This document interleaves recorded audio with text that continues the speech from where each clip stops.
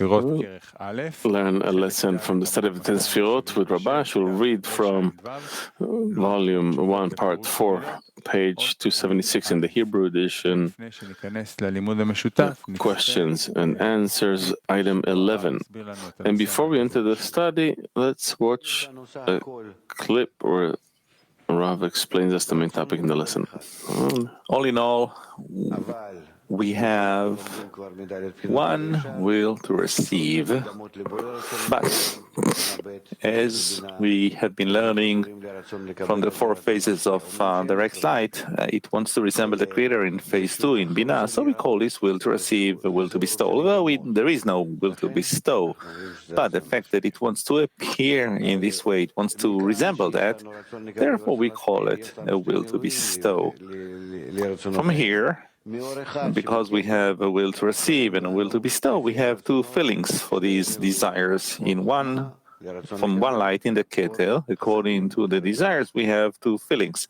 The light of Chokhmah in the will to receive, and the light of Chasadim in the will to bestow. The light of Chokhmah that comes to the will to receive comes according to the force of the screen. And therefore, we say about it that it comes from above downwards. It's the light of the purpose of creation. It comes from the upper one to the lower one, whereas the lower one, following the first restriction, made a condition that I will receive only if I will resemble the Creator, because I want to be like Him. I want to be on the same degree. And this condition is called Chasadim, or the screen and reflected light.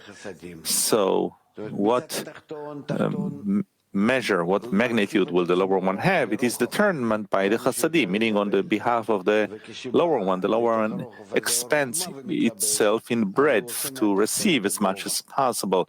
And when the light of Chokhmah comes into this breadth and clothes, it creates the height, the level of the lower one. So it turns out that all in all, in the corrected vessel, we have a square, right?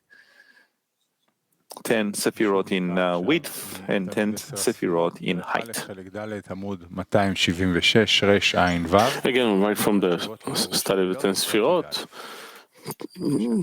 volume 1, chapter 4, the questions and answers, item 11. Item 11.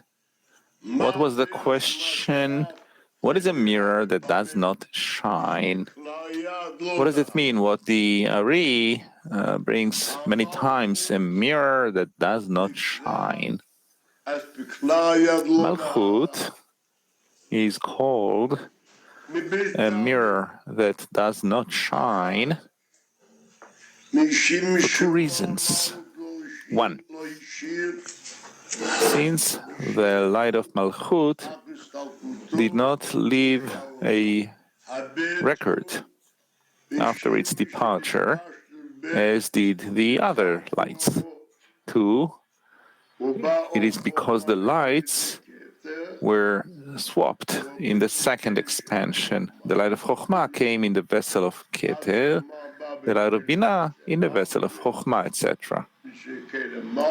Finally, the light of Malchut came in the vessel of Zeranpin, and the vessel of Malchut remained without light. He explains to us 2 reasons. There are other reasons, but here he explains 2 reasons why Malchut is called a mirror that does not shine. 1,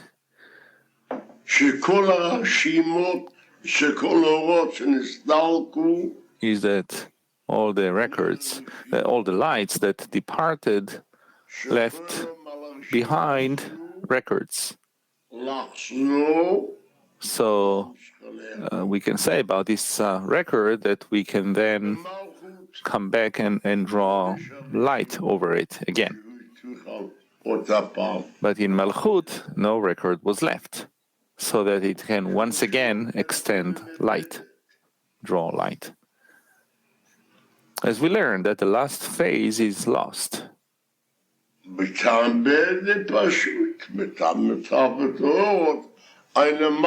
the second reason is simple. It's because of the swapping of the lights Malchut has no light. So it is called a mirror that doesn't shine. But there are others. But I'll tell you what he's asking. Here it says the following. Here there are two reasons. The second reason why Malchut is called a mirror that doesn't shine. If is it in Parzuf Galgalta that it is already considered not shining? Or is it in the first Parzuf? Or in the Parzuf. Or in Parzuf Ab. Here it says the following. I'll go over it once again. Malchut is called a mirror that does not shine. So I'm asking, when? When all the lights shine, only she doesn't shine? This means in Parzuf Galgalta, where all the lights were shining, this means that she wasn't shining?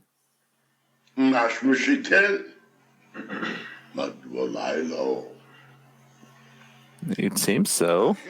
So why didn't she have light? This is why he has to explain that no. Here, what it means is that no one was shining. That there was the departure of light in the Parzuf of Galgalta. If so, if they all depart, the light departs from Parzuf Galgalta, then no one has light. So why is Malchut specifically called a mirror that doesn't shine? For this comes the answer. Here we're talking about after the departure of the lights, that in everyone a record remained. This record is considered to be shining. So I would like to explain, what does it mean that it shines? It can extend the second degree in the second Parzuf, in the Parzuf of Ab. Whereas Malchut, which is called phase 4, did not leave behind a record that would shine in the second Parzuf. Therefore, I see, even according to the first reason, that the reason that Malchut is called a mirror that does not shine is while they all shine, but at a time that all of the lights departed, so no one had light. So it is called a mirror that doesn't shine, not because of Galgalta, but because of the Parzuf of Ab. Is this clear or not? Let's continue. The second reason is the same. Before we talked about the records. Accordingly, it turns out that if I say that Malchut did not leave behind a record and the last phase is lost, it follows that in Parzuf Ab, what will the light of Chokhmah do in the Kli of Keter? It turns out that Malchut has no light. It doesn't have light. Where does that stem from? From the first reason. We learned that we have only two roots. Every light, if it emerges, it's like a seal and an imprint. As it emerged in the first time, so all the Parzufim are imprinted, all of the wholeness. So there is a single root in the Parzuf of Galgalta, with respect to the vessels, and one root from the phase of Ab. According to that, we learn everything.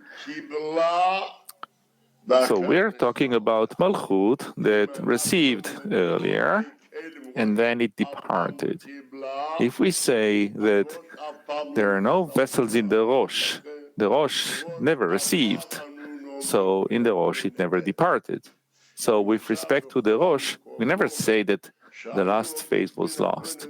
It turns out that in all the places where we say that the last phase was lost, that last phase is from what it had before, when it did receive, that was lost. So who is that? It is always Malchut of the Guf, called Tabu. Okay, we need to begin. 12. Item 12. We need to begin with what is annulment. So the question 12, he asked about annulment or revocation. What is it that we need to revoke? What I have is what I need to revoke. Do I need to revoke it, or is it revoked by itself? What is he saying? I mean, we're talking about spirituality. Vessels that were used, meaning that they drew the upper abundance. Why was it cancelled? So he comes and explains, after the light departed from the vessel. When was that? We learned that after the departure of the light, there was a clash between the inner light and surrounding light. By that, the screen grew weaker. It wasn't able to aim in order to bestow. So it cancels the vessel. It says, I don't want to use this vessel. Then the vessel is considered to be receiving in order to receive, so I don't want to use that. This is called the revocation of the vessel. What will be the end of it? This is a correction in the revocation of the vessel, but that is not the goal. This is what it says.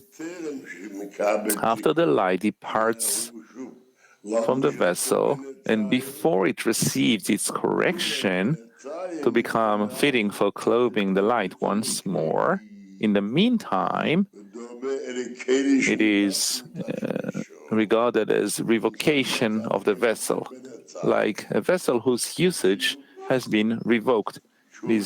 Therefore, when is it considered revocation? In the meantime. Answer 13. The matter of the clothing of the lights in the vessels should first be in potential and then in actuality. The clothing of the 10 Sefirot in potential is called Rosh. And the actual clothing of the 10 Sefirot is called Guf. What is the question and what is the answer? The question is, what is a Guf, body, in spirituality? So the Rav says, using the following language, know that before the emanated beings were emanated, and the created beings were created, the upper light filled the whole of reality. And it didn't have a Rosh nor a Sof, an end. We begin to speak. First, we speak about the beginning of the creation of the world of Ak. So how can he say that there was no Rosh there? So, there it says there was no Rosh and there was no Sof. We need to explain. Why was there no Rosh there? Because there was no Sof, no end. How does one depend on the other? So, he says we need to know what is a Sof, an end, or in spirituality. Sof means, as it is written, that he says you can come up to here, but I don't want to receive any more.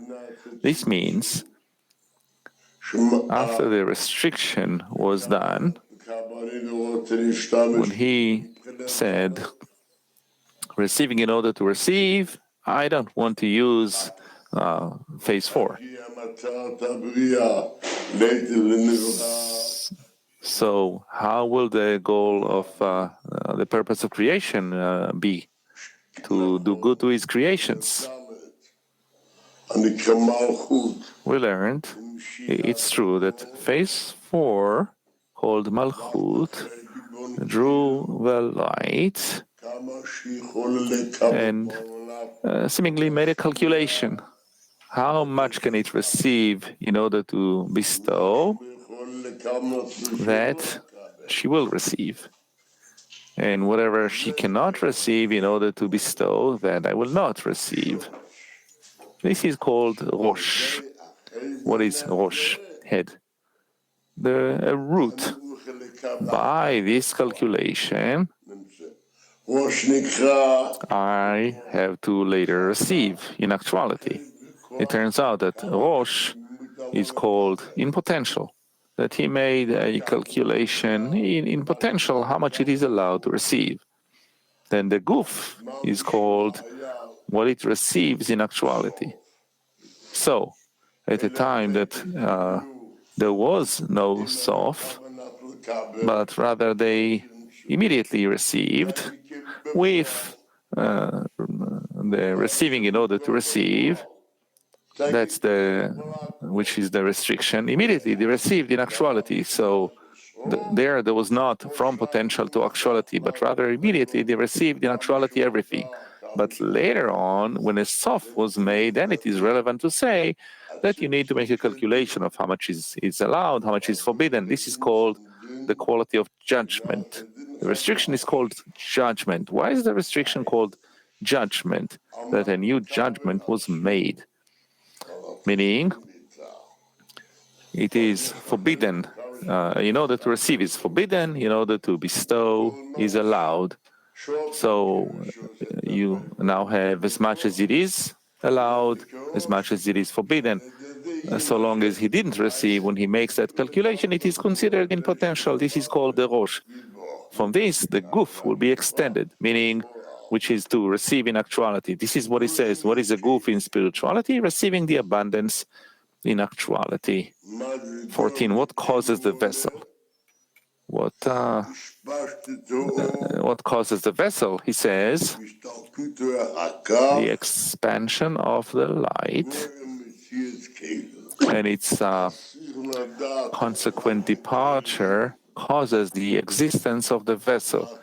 So we need to know what is a vessel, and then we can say what causes the vessel.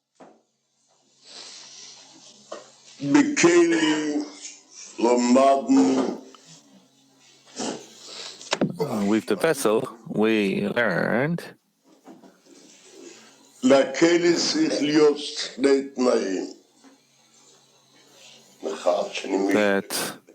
two conditions are required for a vessel.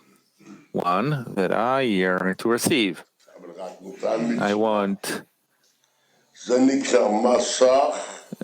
to receive, but no, you should receive only because it's a mitzvah, it's a commandment. This is called screen and coarseness. The basis for the vessel is the will to receive. He yearns to receive this thing. Why? Because it's good. If it's bad, we don't yearn for it. After the restriction, when this judgment was made, we can't receive everything. It follows that after the restriction, when we receive using a vessel that has a will to receive and a screen, who causes it? The expansion of the light. It created for us a will to receive. Through the 4 phases of direct light, a will to receive was born in us. And through the restriction, the departure of the light, this causes us to rise to a screen. There are other simple explanations. We'll talk about it in general. Let's see inside 14. What causes the vessel? The expansion of the light. That's one. And its consequent departure caused the existence of the vessel. 15. What is a wall? A side. What is a wall? We learned, or a side. We learned a wall is called a side.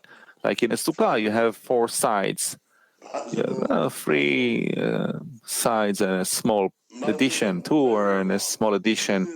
So those are sides, walls. What in spirituality are these sides? What does it imply to us? Let's see what it says. 15. Because the light is limited and measured only by the measure of the coarseness in the screen. The greater the coarseness, the greatness, the level of the light.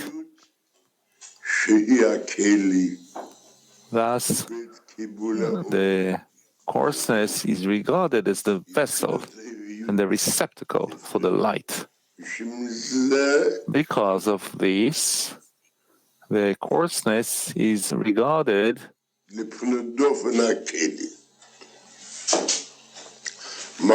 as the wall or the side of the vessel. What is the lesson? As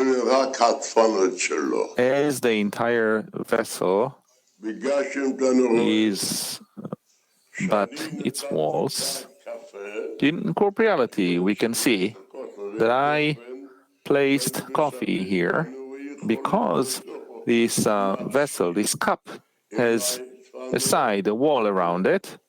I can pour a drink into it. If it didn't have these walls, I wouldn't be able to.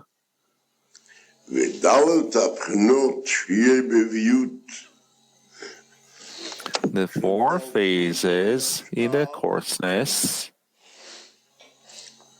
of the 4 phases of direct light are as 4 layers in the thickness of the wall, clothing over one another. They are regarded as internality and externality. The greatest coarseness in the wall of the vessel that draws and measures the abundance is regarded as the internality of the vessel.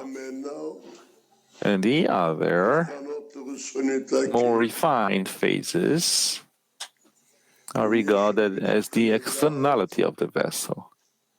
If there is coarseness of phase 4 there, then it is the internality of the vessel. Phase 3 is external to it, and phase 2 is external to phase 4, and phase 1 is external to phase 2. All of them together are called a wall. What is the question, and what is the answer? The question, what is a wall or a side in spirituality? So the answer is, what is a wall in corporeality? We see in corporeality, what is that? A small vessel means a small space. A bigger vessel means a bigger space. Accordingly, they should have poured it into this entire space. Therefore, he says, no. There are 2 conditions in the vessel. There needs to be a space, and it must have walls. What is a big vessel? When it has big walls, And there is also a big space there also. But if it's a space without walls, then you can't feel anything there. So now he comes and tells us, what are these walls? By way of allegory, he says, let's take a cup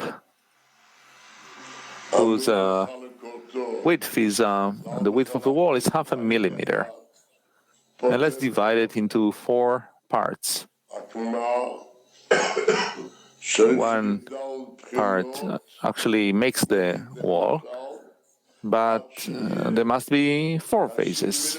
As an allegory, let's say until this 0.5 millimeter of the wall of the vessel, which is less than 0.5 millimeter, you have to divide it into 4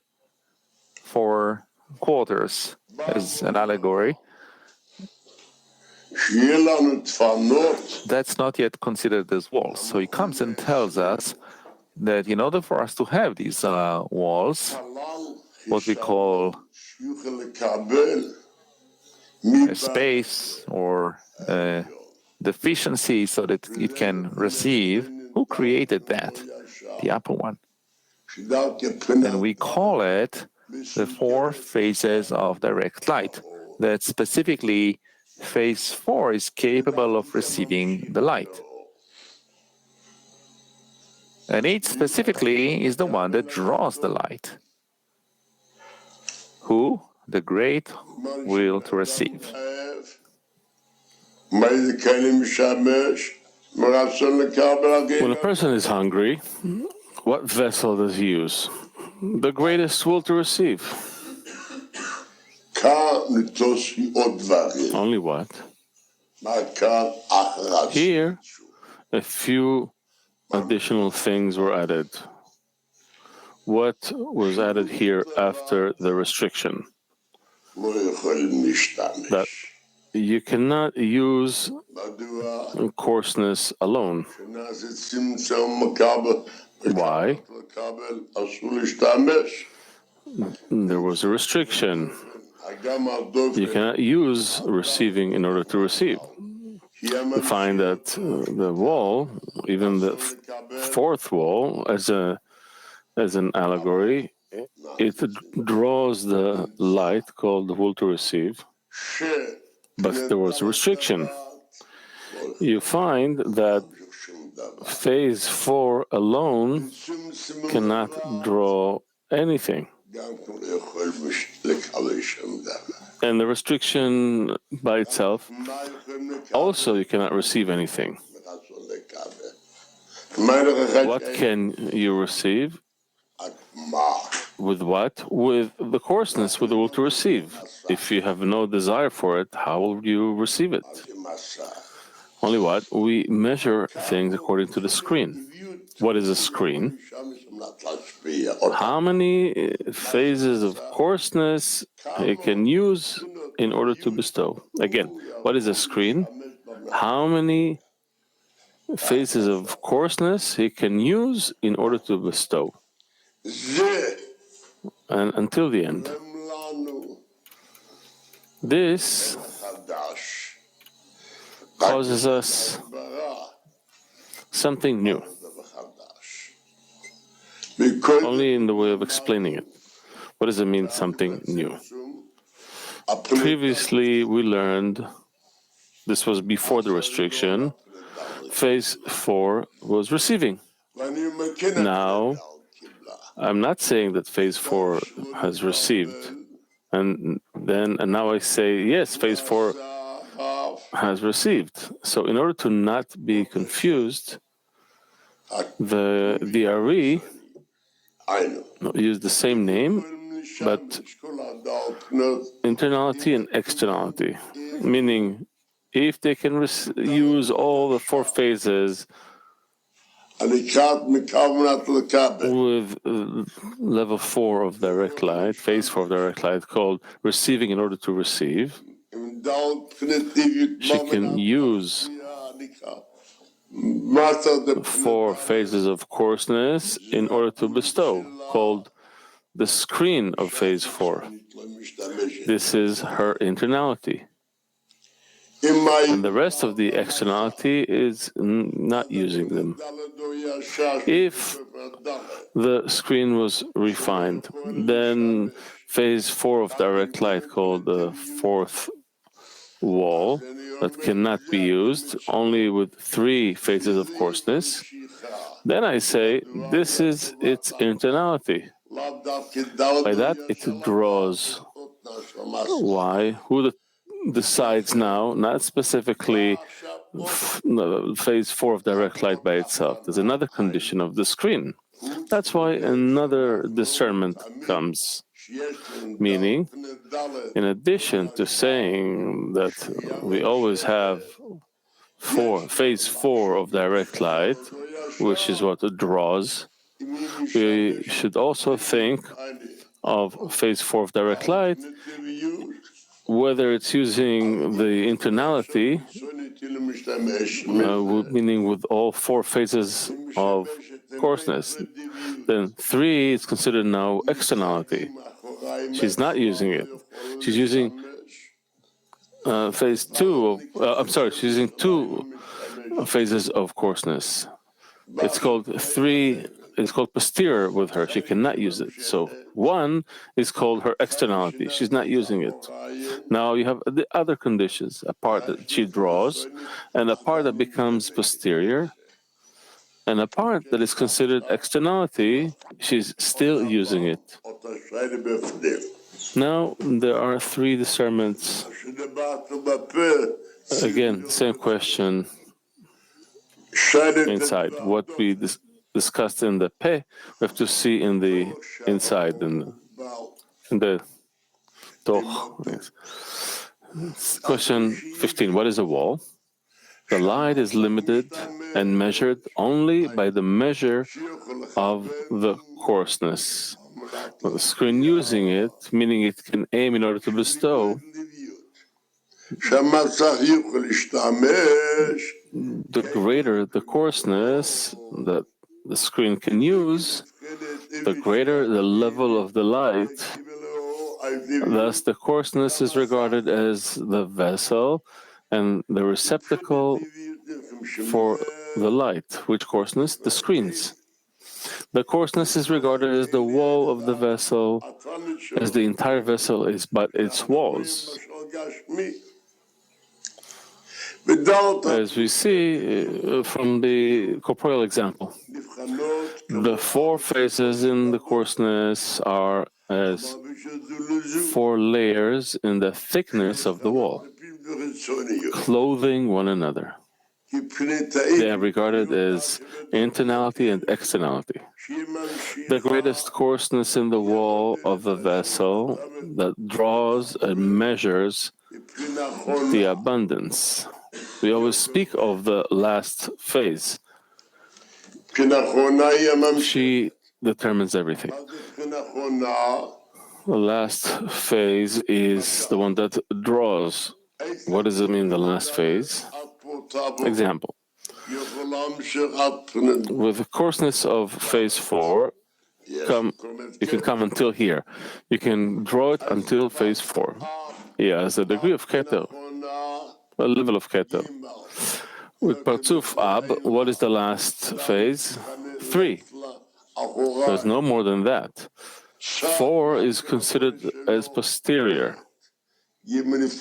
Sag, what is its last phase? 2.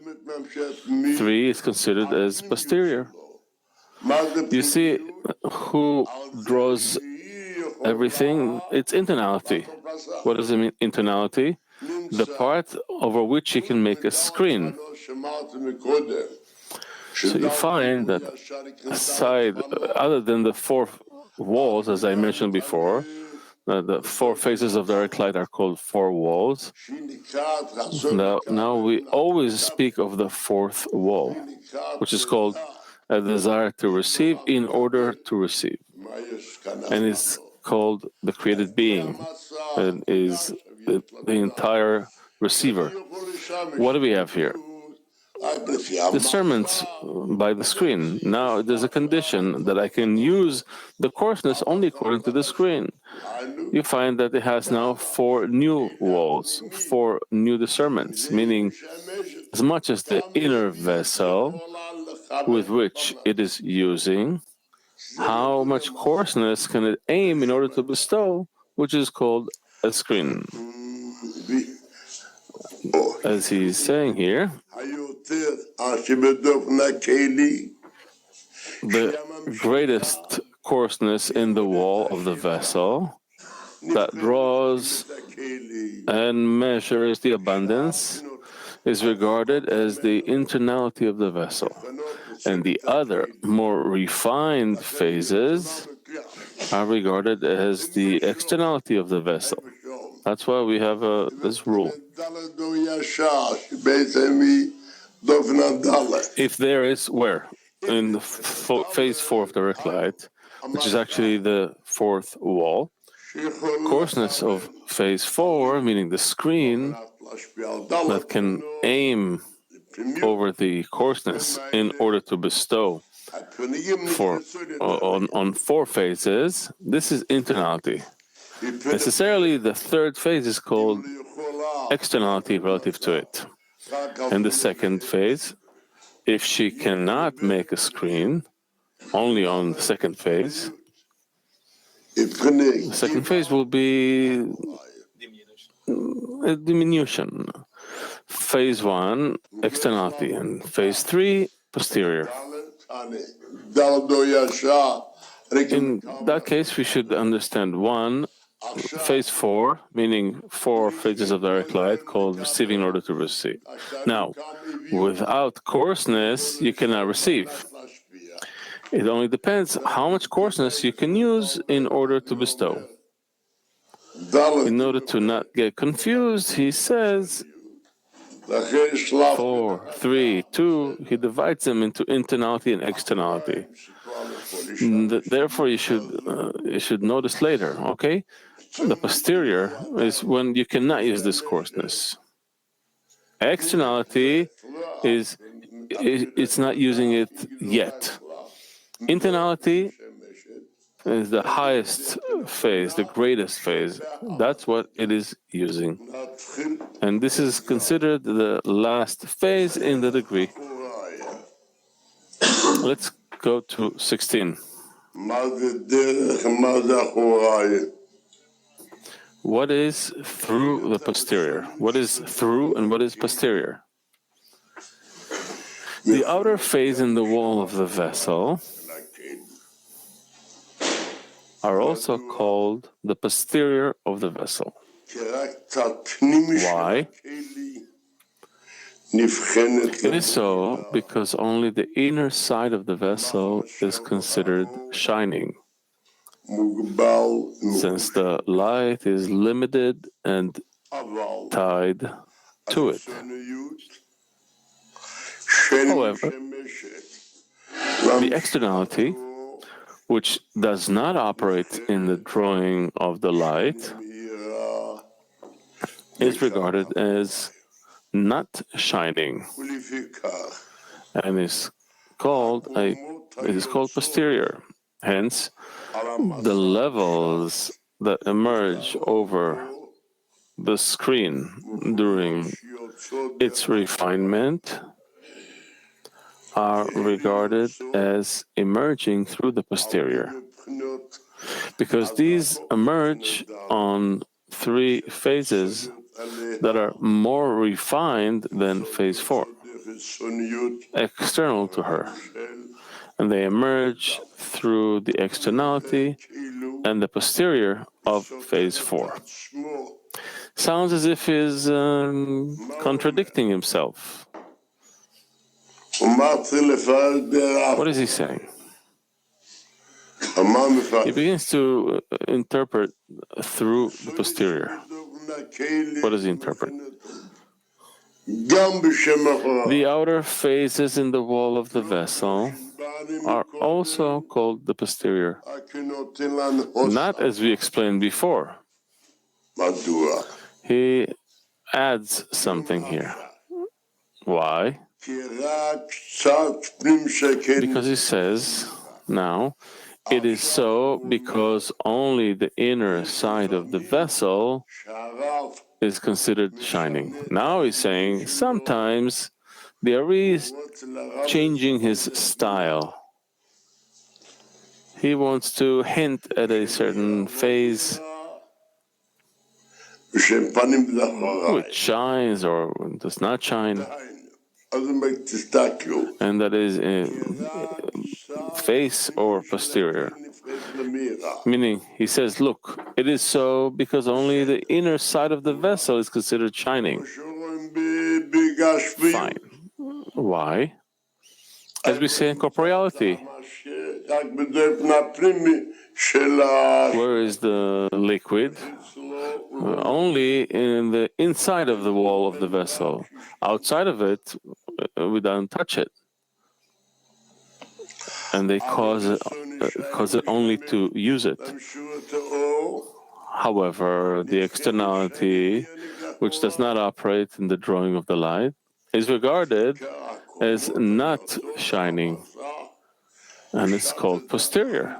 Hence, the levels that emerge over the screen during its refinement are regarded as emerging through the posterior. What does he say? Posterior means it does not shine. And here, what does it mean that it comes through? That it does shine. What? Does he shine or does not shine? What does he mean? Therefore, as I said earlier, we need to discern two types of four walls. Four walls of four phases of direct light. Then we use only the fourth. Only fourth. We don't use three. The first three. The previous three discernments are called light without a kli. And I know which vessel is it using in the internality, and all four are only causing us to have phase four. They make okay. Now, as we said earlier, if we make a rule that every degree receives from the one which is higher than it, first we have the discernment of ta'amim, tastes, meaning keter. 4 drew the screen over 4. This is called internality. 3 is not operating here. We said earlier it's called externality. Now he says that it's posterior, but it's not using it now. Then comes the Ari, and he wants to tell us, no, that all the degrees, all the levels that come out during the refinement of the screen, called nekudot, dots, is direct light, abundance that comes from above, in the coupling and by striking in the Rosh, and it expands below in the Guf. These levels are considered posterior, judgment. Why? She has to go through the previous degree, or previous level. And regarding the previous level, it's considered posterior, relative to this is to the internality. It draws over phase 2, has to go through phase 3.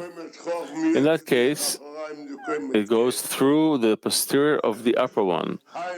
The level of Chokhmah comes out through the posterior of the level of Keter, meaning regarding Keter is considered posterior, the level of Bina through the posterior of the Chokhmah, or compared to Chokhmah is called posterior.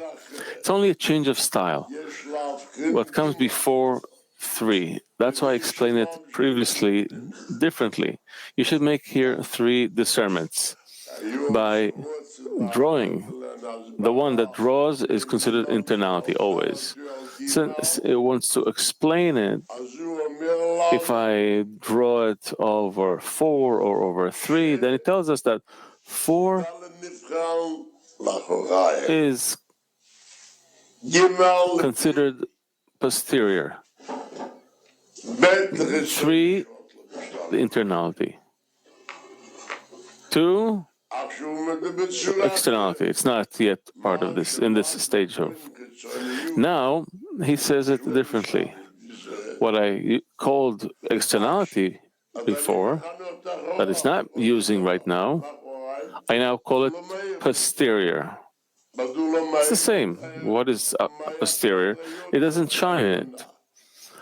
Why doesn't it shine in this level? What was it now? It's a higher level. But later, when it shines, what was before is considered externality or posterior is now shining. It's called through the posterior. It shines through it. It shines, but it's called through the posterior. That's the point. Through the posterior means that it does shine. Posterior alone means that it does not shine. Through the posterior meaning that it does shine. But through the posterior relative to the previous degree. Righteous. Why does he have to receive over a chair? The light made him move there in actuality. Lift it, lift it.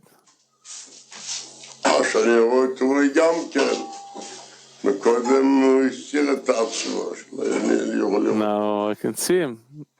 Before that, he was concealing himself, so I wouldn't be able to see him well.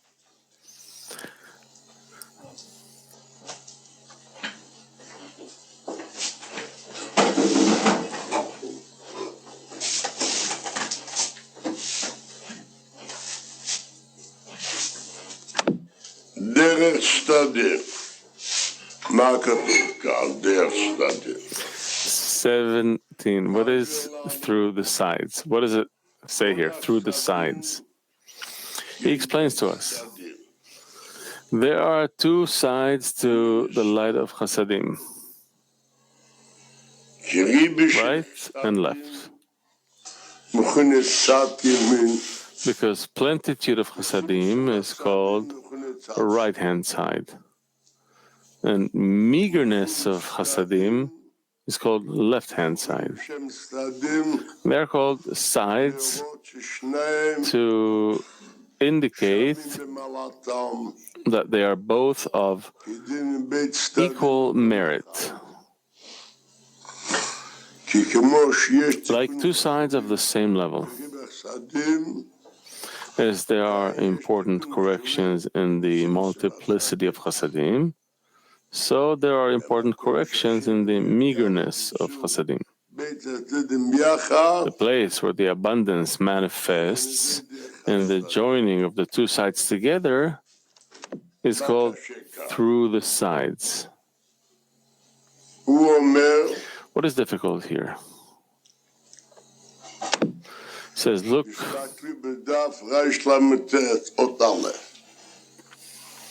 in page 239, item 1. He says the following.